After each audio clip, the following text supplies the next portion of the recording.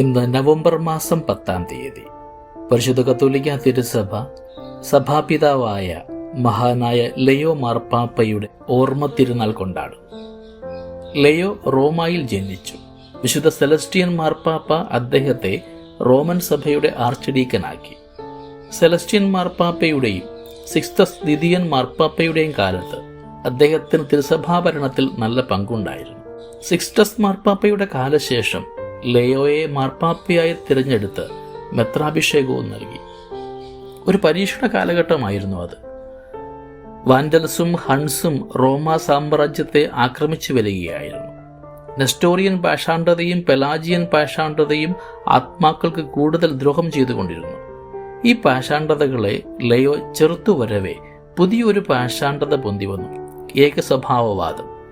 ഉടനടി ലയോ മാർപ്പാപ്പ ആ പാഷാണ്ഡതയെ നേരിട്ടെങ്കിലും ബൈസന്റിയൻ രാജധാനിയുടെ തണലിൽ ഈ പാഷാണ്ഡത പൗരസ്ത്യ സന്യാസികളുടെയും മെത്രാന്മാരുടെയും ഇടയിൽ വളരെ പ്രചരിച്ചു.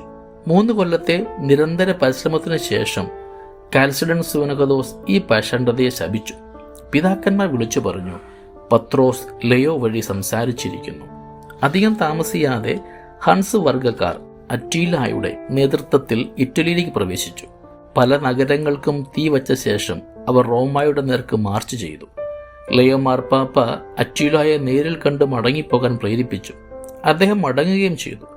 മിലാൻ, പാവിയ മുതലായ നഗരങ്ങളെ ചുട്ടുപൊടിച്ച നേതാവ് റോമ പിടിക്കാതെ മടങ്ങിയതെന്താണെന്ന് സൈന്യാധിപന്മാർ ചോദിച്ചപ്പോൾ അറ്റീല പറഞ്ഞത്, ലയോ മാർപ്പാപ്പയുടെ പിറകിൽ പത്രോസും പൗലോസും അണിനിരന്നിരിക്കുന്നത് താൻ കണ്ടുവെന്നും ആ കാഴ്ച തന്നെ സ്പർശിച്ചുവെന്നുമാണ്.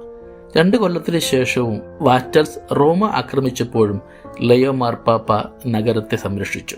വിശുദ്ധ ഗ്രന്ഥത്തെ അധിഷ്ഠിതമാക്കി ലയോ മാർപ്പാപ്പ ചെയ്തിട്ടുള്ള പ്രസംഗങ്ങൾ അത്യന്തം ഹൃദയസ്പർശകമായിരുന്നു. വിശുദ്ധിക്കുള്ള ആഹ്വാനമായിരുന്നു അദ്ദേഹത്തിന്റെ പ്രസംഗങ്ങൾ. അദ്ദേഹത്തിന്റെ ക്രിസ്തുമസ് പ്രഭാഷണം ഇന്നും പ്രശസ്തമാണ്.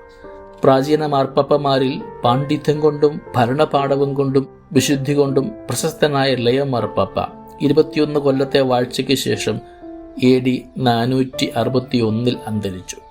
ഇദ്ദേഹത്തെയും ഗ്രിഗറി പ്രഥമനെയും നിക്കോളാസ് പ്രഥമനെയും സഭാചരിത്രം മഹാൻ എന്ന് വിളിക്കുന്നു. കർത്താവേ, അങ്ങയുടെ കുരിശാണ് എല്ലാ അനുഗ്രഹങ്ങളുടെയും സ്രോതസ്, എല്ലാ വരങ്ങളുടെയും കാരണം. അതുവഴി വിശ്വാസികൾ ബലഹീനതയിൽ ശക്തിയും ലജ്ജയിൽ മഹത്വവും മരണത്തിൽ ജീവനും കണ്ടെത്തുന്നു.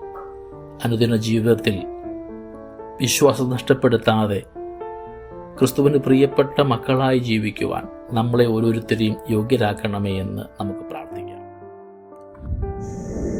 ദൈവം നമ്മളെല്ലാവരെയും സമൃദ്ധമായിട്ട് അനുഗ്രഹിക്കട്ടെ. നമ്മുടെ കർത്താവ് ഈശോ മിശിഹായുടെ കൃപയും പിതാവായ ദൈവത്തിൻ്റെ സ്നേഹവും പരിശുദ്ധാത്മാവിൻ്റെ സഹവാസവും നമ്മളെല്ലാവരോടും കൂടെ ഉണ്ടായിരിക്കട്ടെ, ഇപ്പോഴും എപ്പോഴും എന്നേക്കും. ആമേൻ.